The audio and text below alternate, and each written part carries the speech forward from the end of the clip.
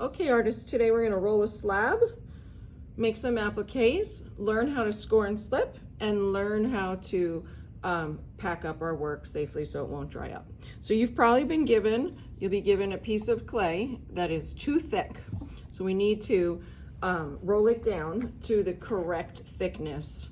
So you'll get 2 sticks. Make sure that there's, matching symbols on them because they are equally the same thickness. These are called guide sticks, and they're going to help you make sure that your clay doesn't get any thinner than this. We want your clay slab, the back of your emoji, to be this thick. You put them on either side of your clay, and they're designed so that when the rolling pin hits it, it doesn't get any thinner. So the first thing I'm going to do is make sure that I am standing. When I'm rolling a slab, I need to be standing because the center of my gravity is much higher and it'll go a lot faster. So now I'm going to rotate this, and I'm going to keep doing this until I get it to be flush with the sticks. So for time's sake, we're just going to pretend like it is, all right? But we want it to be flush with the sticks. Then we're going to take our emoji, our template, we've cut it out, and we're going to take the needle tool and cut out our emoji. Make sure that your needle tool is straight up and down. Otherwise, it'll be on an angle, and you're probably not going to like that much. So trace all the way around, and when you're done, you get something that looks like this. So then you want to take a finger, no water, just a finger, and smooth out the sides so that there's no rough patches. And you want to smooth anything that's not perfect, make your sides soft, and you will take a lot of time doing that, but for the sake of time, I'm gonna move on, okay? So I have the back of my emoji. Now I gotta put on my appliques. Appliques are the things that are gonna pop up. So I'm gonna cut out anything that I want to pop out. So for me, I did the eyes and the nose and all that, okay? So appliques are much thinner than our base. So see how thick our base is? It's the thickness of the sticks. An applique is much thinner. How thin is up to you. So I like to just take a chunk and kind of flatten it out, take my rolling pin, and I'm saying it's about 1/4 of the thickness of my base. So an applique has got to be a lot thinner, otherwise it's going to look kind of ridiculous, okay? So then what you do is you make all of your applique pieces like you would cut out your edge. So you're just using that.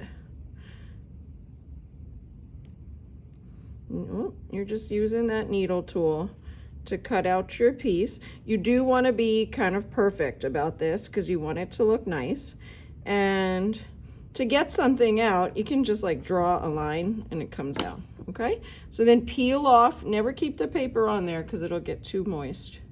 And then you kind of smooth it. And my advice is to smooth it before you attach it because it's a lot easier that way, okay? So just make your edges nice. So you'll make all your appliques. Like for me, I would make 2 eyes, the nose, maybe the tongue.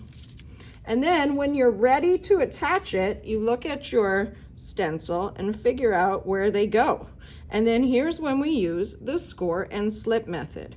Score means doing lines, and that increases the surface area. You just scratch it up, you don't go all the way through.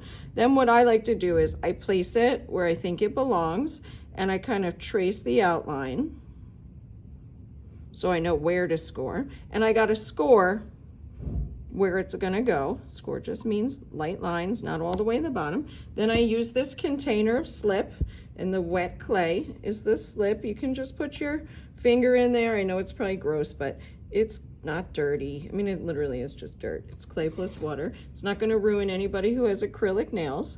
And then I put a little slip here, and I push it down lightly. And then I kind of smooth things out, and it probably looks a little rough, and that's okay, because next class it'll be a little bit drier and it's a lot easier to smooth things when it's not so wet. If you wanted to take just the littlest bit of water, you could smooth it out and get it nice. And you'll attach all of your appliques using the score and slip method. Now, at the end of class, it's time to clean up. You have this board that is in a plastic bag and taped. Do not take this out.